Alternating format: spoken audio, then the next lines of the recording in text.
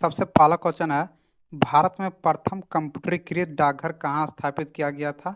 Option A है Bengaluru, option दो है दिल्ली, ऑप्शन तीन है पटना, ऑप्शन चार है कोलकाता। तो इसका सही आंसर हो जाएगा ऑप्शन नंबर है बेंगलुरु। पूछे कि भारत में प्रथम कंप्यूटरीकृत डाकघर कहाँ स्थापित किया गया था? तो बेंगलुरु में स्थापित किया गया था। ये क्वेश्चन बिहार पुलिस 2020 में पूछा गया था। आप लोग प्रीवियस ईयर बनाए होंगे तो उसमें ये क्वेश्चन आप लोग को दिखा होगा। चलिए, उसका नेक्स्ट क्वेश्चन है क्वेश्चन नंबर दो। भारत की सिलिकॉन घाटी कहाँ स्थित है?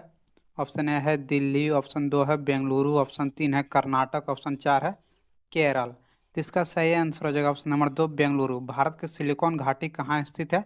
तो बेंगलुरु में स्थित है। ये क्वेश्चन भी 2019 के बिहार पुलिस में पूछा गया था कि भारत का सिलिकॉन घाटी कहाँ स्थित है, तो कहाँ हो जाएगा? बेंगलुरु में हो जाएगा। चलिए, इसका अगला क्वेश्चन है, हिंद महासागर में कौन सा द्वीप स्थित है? ऑप्शन ए है आयरलैंड, ऑप्शन दो है मालदीव, ऑप्शन तीन है क्यूबा, ऑप्शन चार है तस्मानिया। तो इसका सही आंसर हो जाएगा ऑप्शन नंबर है आयरलैंड। हिंद महासागर में कौन सा द्वीप स्थित है? तो ये जो कि आयरलैंड द्वीप स्थित है। ये क्वेश्चन याद रखिएगा, आपकी बार एग्जाम में जरूर पूछा जाएगा। चलिए, उसका नेक्स्ट है क्वेश्चन नंबर चार। ग्लोब पर कर्क रेखा कितने देशों से गुजरता है? ऑप्शन ए है 15, ऑप्शन दो है 16, ऑप्शन तीन है 14, ऑप्शन चार है 13। तो इसका सही आंसर होगा ऑप्शन नंबर दो 16। ग्लोब का मतलब क्या हो? पृथ्वी। पृथ्वी पर कर्क रेखा कितने देशों से गुजरता है? तो 16 देशों से गुजरता है। आप लोग याद रखिएगा। पूछेगा कि पृथ्वी पर कर्क रेखा कितने देशों से गुजरता है? तो 16 देशों से। ये क्वेश्चन 2020 के एग्जाम में पूछा गया था। तो ये सब क्वेश्चन ऐसा क्वेश्चन जो एग्जाम में बार बार पूछे जाते हैं हर एक एग्जाम में। चलिए, उसका अगला क्वेश्चन है, पूछा कर्क रेखा भारत भारत के कितने देशों मतलब कितने देशों से होकर गुजरता है? तो 16 देशों से। 20 में जो कि पूरे कर्क रेखा 16 देशों से होकर गुजरता है।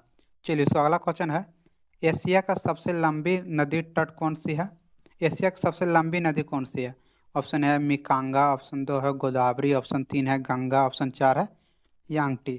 तो इसका सही आंसर हो जाएगा, क्या पूछ रहा कि एशिया का सबसे लंबी नदी कौन सा है? तो इसका सही आंसर हो जाएगा ऑप्शन नंबर चार यांगटी। यांगटी नदी जो कि एशिया की सबसे लंबी नदी है। पूछेगा कि एशिया की सबसे लंबी नदी कौन सी है? तो यांगटी नदी हो जाएगा। ये क्वेश्चन 2020 में क्या पूछा गया था बिहार पुलिस में। चलिए, इसका अगला क्वेश्चन है, एशिया का सबसे गर्म रेगिस्तान कौन है? ऑप्शन ए है गोबी, ऑप्शन दो है थार, ऑप्शन तीन है काराकोरम, ऑप्शन चार है दस्त लूता। तो इसका सही आंसर हो जाएगा ऑप्शन नंबर चार हो जाएगा दस्त लूता। यहाँ देखिए, यहाँ क्वेश्चन इस तरह घुराया जाता है। पूछ रहा क्या एशिया का सबसे गर्म रेगिस्तान कौन है? तो दस्त लूता हो जाएगा। ये पूछेगा कि भारत का सबसे गर्म रेगिस्तान कौन है? तब तो थार रेगिस्तान हो जाएगा। लेकिन यहाँ पूछो क्या पूछा है, एशिया का सबसे गर्म रेगिस्तान कौन है? तो दस्त लूता। ऑप्शन नंबर इसका चार हो जाएगा दस्त लूता। याद रखिएगा कि एशिया का सबसे गर्म रेगिस्तान कौन है? तो दस्त लूता। चलिए, उसका नेक्स्ट क्वेश्चन है, जितना भी क्वेश्चन करवा रहा हूँ सब आपके एग्जाम में आ जाएगा वो क्वेश्चन है। चलिए, इसको नेक्स्ट क्वेश्चन है, गोविंदा आला रे किस त्योहार में गाया जाता है? ऑप्शन ए है होली, ऑप्शन दो है दीपावली, ऑप्शन तीन है जन्माष्टमी, ऑप्शन चार है बसंत में। तो इसका सही आंसर होगा ऑप्शन नंबर तीन जन्माष्टमी। गोविंदा आला रे किस त्योहार में गाया जाता है? तो जन्माष्टमी में, जो कि गोविंदा आला रे गाया जाता है। आप लोग जानते हैं कि जन्माष्टमी क्या होता है? तो कृष्ण भगवान क्या होता है, तो इसलिए गोविंदा आला रे गाया जाता है। किस त्योहार में? तो जन्माष्टमी में। चलिए, उसको नेक्स्ट क्वेश्चन है, भारतीय राष्ट्रगान को पूरी धुन को बजने में कितना समय लगता है? ऑप्शन ए है 47 सेकेंड, ऑप्शन दो है 50 सेकेंड, ऑप्शन तीन है 52 सेकेंड। तो आप लोग जानते हैं कि इसका आंसर क्या हो जाएगा? ऑप्शन नंबर तीन 52 सेकेंड। भारतीय राष्ट्रगान को पूरी धुन को बजने में कितना समय लगता है? तो 52 सेकेंड लगता है। ये क्वेश्चन 2020 में बिहार पुलिस में पूछा गया था। चलिए, उसका नेक्स्ट क्वेश्चन है, जितना भी क्वेश्चन मैं करवा रहा हूँ सब मोस्ट इंपॉर्टेंट होने वाला है, इसलिए हमारे वीडियो को लास्ट तक जरूर देखिए। मैं आज से डेली प्रैक्टिस सेट करवाऊंगा। चलिए, इसको नेक्स्ट है, वह तत्व जिसका परमाणु क्रमांक एवं परमाणु भार समान होता है क्या कहलाता है? ऑप्शन ए ऑक्सीजन, ऑप्शन दो है लिथियम। चलिए, उसके बाद ऑप्शन ऑप्शन तीन है क्लोरीन, ऑप्शन चार है हाइड्रोजन। इसका सही आंसर हो जाएगा ऑप्शन नंबर चार हाइड्रोजन। आप लोग जानते हैं हाइड्रोजन का जो कि है कार्बन भार और क्या परमाणु भार और परमाणु क्रमांक जो कि समान होते हैं। किसका? तो हाइड्रोजन का। ये क्वेश्चन भी 2020 में बिहार पुलिस में पूछा गया था। चलिए, इसको नेक्स्ट क्वेश्चन है, बेनिफिट बने रहिएगा। चलिए, हम उसके बाद नेक्स्ट क्वेश्चन क्या है, अंतर्राष्ट्रीय न्यायालय का स्थायी मुख्यालय कहाँ है? ऑप्शन ए है जेनेवा, ऑप्शन दो है द हेग, ऑप्शन तीन है मॉस्को, ऑप्शन चार है वाशिंगटन। तो अंतर्राष्ट्रीय न्यायालय क्या होता है? न्यायालय हर एक देश में होता है, लेकिन अंतर्राष्ट्रीय में क्या हुआ कि सभी देशों का एक न्यायालय है। उसका जो कि मुख्यालय कहाँ है? इसका मुख्यालय जो कि द हेग, ऑप्शन नंबर इसका 2 हो जाएगा, द हेग। पूछिएगा अंतर्राष्ट्रीय न्यायालय का स्थायी मुख्यालय कहाँ है, तो द हेग में है। ये क्वेश्चन याद रखिएगा, बहुत बार ये क्वेश्चन एग्जाम में पूछा गया। चलिए इसको नेक्स्ट क्वेश्चन है, नौजवान भारत सभा किसने स्थापित किया था? ऑप्शन ए है परम सिंह, ऑप्शन 2 है भगत सिंह, ऑप्शन 3 है राजेंद्र प्रसाद, ऑप्शन 4 है गांधी जी। तो इसका सही आंसर हो जाएगा, आप लोग जानते हैं कि नौजवान भारत सभा किसने स्थापित किया था, तो भगत सिंह ने स्थापित किया था। ऑप्शन नंबर 2 हो जाएगा भगत सिंह। पूछिएगा कि नौजवान भारत सभा किसने स्थापित किया था, तो भगत सिंह ने किया था। ये क्वेश्चन बिहार एसएससी और बिहार पुलिस में बहुत बार पूछा गया। और अगला बार जो एग्जाम हुआ था, जो क्या जो कैंसिल एग्जाम हुआ था ना, उसमें भी ये क्वेश्चन पूछा गया था कि नौजवान भारत सभा किसने स्थापित किया था, तो भगत सिंह ने स्थापित किया था। चलिए इसका नेक्स्ट क्वेश्चन है, मुंबई प्लान कब लागू हुआ? ऑप्शन ए है 1940 ईस्वी, ऑप्शन 2 है 1944 ईस्वी, ऑप्शन 3 है 1941 ईस्वी, ऑप्शन 4 है 1946 ईस्वी। तो इसका सही आंसर क्या हो जाएगा? ऑप्शन नंबर 2 1944 ईस्वी। मुंबई प्लान कब लागू हुआ था, तो 1944 ईस्वी में लागू हुआ था। आप लोग याद रखिएगा, पूछे कि मुंबई प्लान कब लागू हुआ, तो 1944 में लागू हुआ था। चलिए उसको नेक्स्ट क्वेश्चन है, विश्व अर्धभूमि दिवस कब मनाया जाता है? ऑप्शन ए है 2 फरवरी, ऑप्शन 2 है 3 मार्च, ऑप्शन 3 है 2 मार्च, ऑप्शन 4 है 3 फरवरी। तो विश्व अर्धभूमि दिवस कब मनाया जाता है, तो 2 फरवरी को मनाया जाता है। ऑप्शन नंबर 1 हो जाएगा 2 फरवरी। पूछेगा कि विश्व अर्धभूमि दिवस कब मनाया जाता है, तो 2 फरवरी को। ये क्वेश्चन एग्जाम में बहुत बार पूछा गया। अगले बार जो एग्जाम हुआ था उसमें ये क्वेश्चन पूछा गया था कि विश्व अर्धभूमि दिवस कब मनाया जाता है, तो 2 फरवरी को मनाया जाता है। चलिए इसको नेक्स्ट क्वेश्चन है, VAT बेट किस पर लगाया जाता है? जो बेट होता है वो किस पर लगाया जाता है? ऑप्शन है सीधे उपभोक्ता, ऑप्शन 2 है उत्पादन के प्रथम चरण पर, ऑप्शन 3 है उत्पादन के अंतिम चरण पर, और ऑप्शन 4 है उत्पादन और बिक्री के सभी चरणों पर। तो इसका सही आंसर हो जाएगा ऑप्शन नंबर 4, उत्पादन और बिक्री के सभी चरणों पर। बेट किस पर लगाया जाता है, तो उत्पादन और बिक्री के सभी चरणों पर लगाया जाता है। चलिए ये क्वेश्चन 2019 में बिहार पुलिस में पूछा गया था। उसके बाद नेक्स्ट क्वेश्चन है, किस कोशिका को कंकाल तंत्र कहा जाता है? ऑप्शन ए है लवक, ऑप्शन 2 है लाइवोसोम, ऑप्शन 3 है अंतःपर्दप जालिका, ऑप्शन 4 है राइबोसोम। तो आप लोग जानते हैं कि किस कोशिका को कंकाल तंत्र कहते हैं, तो अंतःपर्दप जालिका कहते हैं। ऑप्शन नंबर 3 हो जाएगा अंतःपर्दप जालिका। पूछेगा किस कोशिका को कंकाल तंत्र कहते हैं, तो अंतःपर्दप जालिका को।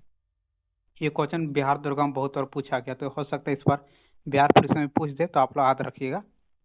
चलिए इसको नेक्स्ट क्वेश्चन है, स्कर्वी रोग किसके कमी से होता है? ऑप्शन ए है विटामिन 12, ऑप्शन 2 है विटामिन 6, ऑप्शन 3 है विटामिन C, ऑप्शन 4 है विटामिन। तो आप लोग जानते हैं कि स्कर्वी रोग किसके कारण होता है, तो विटामिन C के कारण होता है। ऑप्शन नंबर इसका 3 हो जाएगा विटामिन C। स्कर्वी रोग किसके कारण होता है, तो विटामिन C के कारण होता है। ये क्वेश्चन बिहार दरोगा में बहुत बार पूछा गया है। आप लोग का प्रीवियस ईयर से बहुत क्वेश्चन मिलता है। आप लोग देखेंगे कि जो बिहार दरोगा में क्वेश्चन पूछा गया है, उससे बिहार पुलिस बहुत ही ज़्यादा क्वेश्चन मिलता है। चलिए इसको नेक्स्ट क्वेश्चन है, आग को बुझाने के लिए कौन सा गैस प्रयोग किया जाता है? ऑप्शन 1 है नियॉन, ऑप्शन 2 है नाइट्रोजन, ऑप्शन 3 है कार्बन डाइऑक्साइड, ऑप्शन 4 है ऑक्सीजन। तो इसका सही आंसर हो जाएगा ऑप्शन नंबर 3 कार्बन डाइऑक्साइड। आग को बुझाने के लिए कौन सा गैस का प्रयोग किया जाता है, तो कार्बन डाइऑक्साइड। आप लोग देखें कि आग जो फाइबर होता है उसमें क्या रहता है, उसमें कार्बन डाइऑक्साइड रहता है। तो पूछेगा कि आग को बुझाने के लिए कौन सा गैस का प्रयोग करते हैं, तो कार्बन डाइऑक्साइड हो जाएगा। चलिए उसका अगला क्वेश्चन है, किसके शासन काल में तुलसीदास ने रामचरितमानस लिखा था?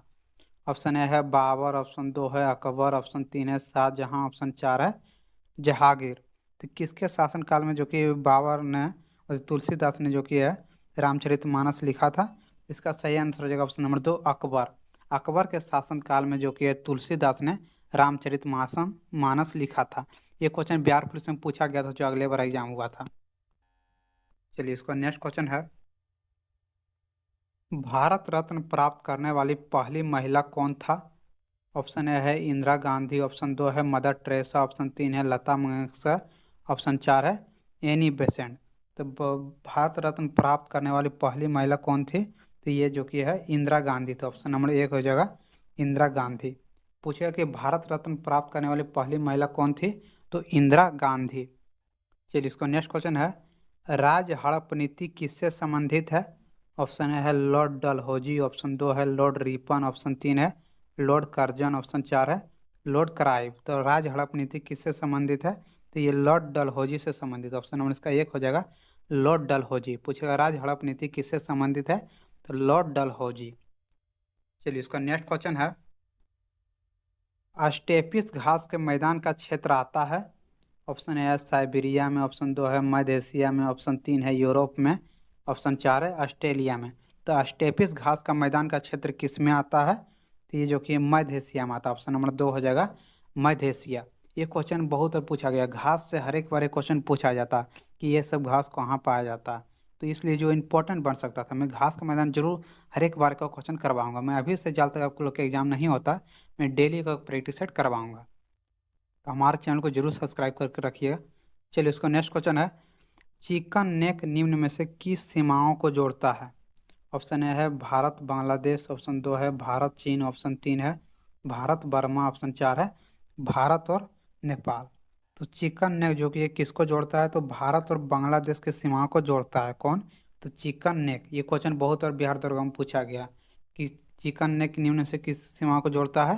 तो भारत और बांग्लादेश को सीमाओं को जोड़ता है। चलिए इसका अगला क्वेश्चन है, सबसे बड़ी नदी मुहाना कहाँ है? ऑप्शन ए है अमेजन नदी मुहाना, ऑप्शन 2 है गंगा नदी मुहाना, ऑप्शन 3 है नील नदी मुहाना, ऑप्शन 4 है अब नदी मुहाना। इसमें क्या क्वेश्चन पूछ रहा है कि सबसे बड़ी नदी मुहाना कौन सा है? सबसे बड़ी नदी मुहाना जो कि है कौन सा है? तो ऑप्शन ऑप्शन ए इसका सही आंसर होगा ऑप्शन नंबर 2 गंगा नदी मुहाना। गंगा नदी मुहाना जो कि सबसे बड़ी नदी मुहाना है। कौन? तो गंगा नदी मुहाना। चलिए इसको नेक्स्ट क्वेश्चन है, इलायची इलायची पहाड़ी कहाँ पाया जाता है? ऑप्शन ए है केरल, ऑप्शन 2 है कर्नाटक, ऑप्शन 3 है तमिलनाडु, ऑप्शन 4 है गोवा। तो इलायची के पहाड़ी जो कि कहाँ पाया जाता है? ये जो कि केरल में पाया जाता है। ऑप्शन नंबर इसका 1 हो जाएगा केरल। ये क्वेश्चन बहुत बार एग्जाम में पूछा गया कि इलायची पहाड़ी कहाँ पाया जाता है? तो ये जो कि केरल में पाया जाता है। चलिए इसका अगला क्वेश्चन है, बराबर की गुफा किससे संबंधित है? ऑप्शन है बौद्ध से, ऑप्शन 2 है जैन से, ऑप्शन 3 है करीना से, ऑप्शन 4 है ब्राह्मण से। तो बराबर की गुफा जो कि किससे संबंधित है? ये जो कि है बराबर की, हाँ बराबर की गुफा जो किससे संबंधित है? तो ये आजीविक से संबंधित, इसमें नहीं लिखा हुआ, आप लोग याद रखिएगा आजीविक से। क्या था? आजीविक। पूछेगा कि बराबर की गुफा किससे संबंधित है? तो आजीविक से संबंधित है। चलिए इसको नेक्स्ट क्वेश्चन है, जल के साथ Na2O को क्रिया होने पर क्या बनता है? ऑप्शन ए है NaOH, ऑप्शन 2 है Na, ऑप्शन 2 है Na2O2, ऑप्शन 4 है H2O2। इसका सही आंसर होगा, जल के साथ जब NO2 का अभिक्रिया करता है तो क्या बनता है? NaOH, nitric hydroxide. क्या बनता है? NaOH। चलिए इसको नेक्स्ट क्वेश्चन है, WMO का मुख्यालय कहाँ है?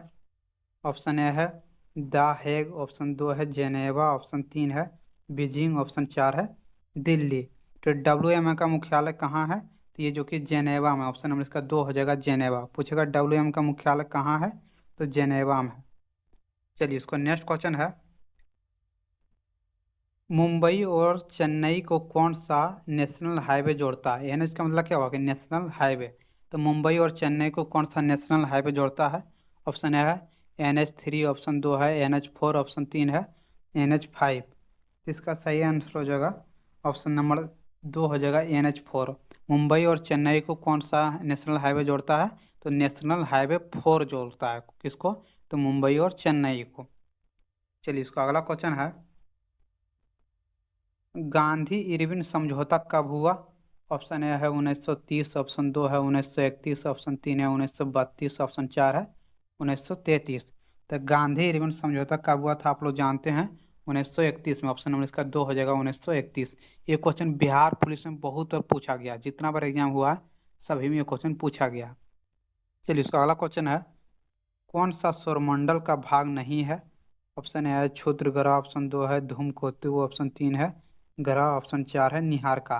तो इनमें से जो कि निहारिका जो कि है सौरमंडल का भाग नहीं है। क्षुद्र ग्रह भी भाग है, धूमकेतु भी भाग है, ग्रह भी भाग है, लेकिन निहारिका जो कि क्या है, ये जो कि है भाग नहीं